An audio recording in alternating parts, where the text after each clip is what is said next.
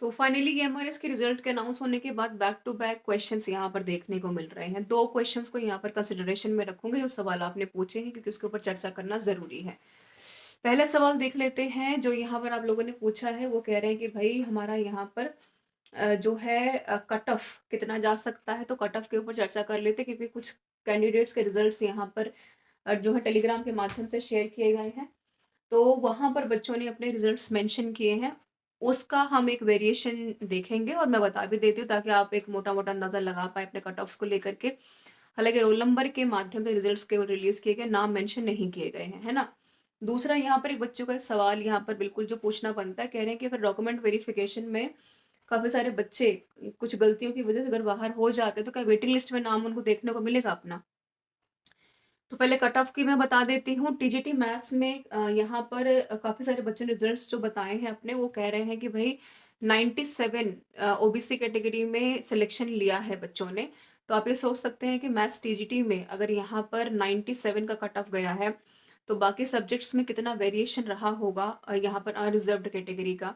या फिर अगर हम यहाँ पर ईडब्ल्यूएस की बात करते हैं, तो ओबीसी ईडब्ल्यूएस में बहुत फ़र्क देखने को मिलता नहीं है, एसटी-एससी में यहाँ पर अब बहुत वेरिएशन देखने को नहीं मिलता, हार्डली 7 से 8 नंबर का वेरिएशन देखने को मिलता है। तो आप ये मानकर चलेंगे कि टीजीटी में मैक्सिमम जो बच्चे सिलेक्शन ले गए हैं, वो 85 प्लस में ले गए हैं। अपने आप में बहुत बड़ी आप कह सकते हैं कि एक सिलेक्शन क्राइटेरिया यहाँ पर सेट किया है ईएमआरएस ने। वहीं अगर मैं बात करूँ हॉस्टल वार्डन की, तो 100 प्लस यहाँ पर कट ऑफ गई है। काफ़ी सारे बच्चों ने बताया 101 में भी गई है, 102 में गई, 105 में गई है ना? तो आप ये सोच सकते हैं कि यहाँ पर कट ऑफ का क्या अंदाज़ा है, कि यदि यहाँ पर अनरिज़र्व्ड कैटेगरी को छोड़ के बाकी कैटेगरीज़ में इतने हाईएस्ट मार्क्स पे सिलेक्शन हुआ है, तो बाकी बच्चों का यहाँ पर जो कहीं न कहीं श्योर करके चल रहे थे कि भई आज 85 से 80, 85 से 87 में वेरी कर ले जाएँगे, उनके लिए मुश्किलें यहाँ पर खड़ी हुई हैं, है ना? और वो तो एक फंडा था ही हमारा लैंग्वेज को लेकर के। काफ़ी सारे बच्चे इससे भी नाराज़ थे कि सिलेक्शंस वो ले जाते, बट लैंग्वेज से ही बाहर कर दिए गए।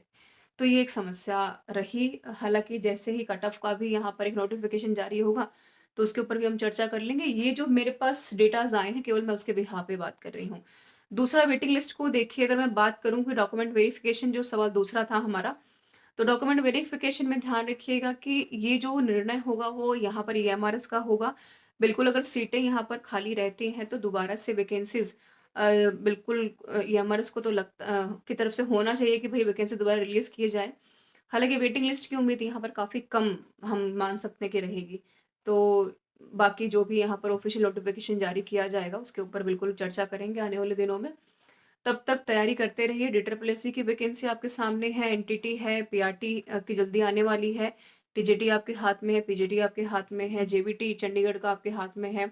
इसके अलावा झारखंड की वैकेंसीज़ आपके सामने हैं, बिहार का कैलेंडर जारी हो चुका है बीपीएससी वाला। तो अगर आपका सिलेक्शन हुआ है, तो very good, very nice, well attempt everyone. जिनका नहीं हो पाया है, बिल्कुल यहाँ पर कॉन्फिडेंस को दोबारा जुटाने की ज़रूरत है। एक हार्ड वर्क, स्मार्ट वर्क की तरह करने की ज़रूरत यहाँ पर आपको रहेगी। So this is all about the session. और एक बार कमेंट करके जिन बच्चों का सिलेक्शन हुआ है, वो भी बताएँ, नहीं हुआ है, वो भी बताएँ कि कितने मार्क्स पे वेरी कर पाए हैं। ताकि हम एक यहाँ पर एक आइडिया जो है ग्रैस्प कर पाएँ कि आने वाले दिनों में कितने यहाँ पर और मेहनत करने की ज़रूरत पड़ेगी। This is all about the session. Thank you so much for being with me.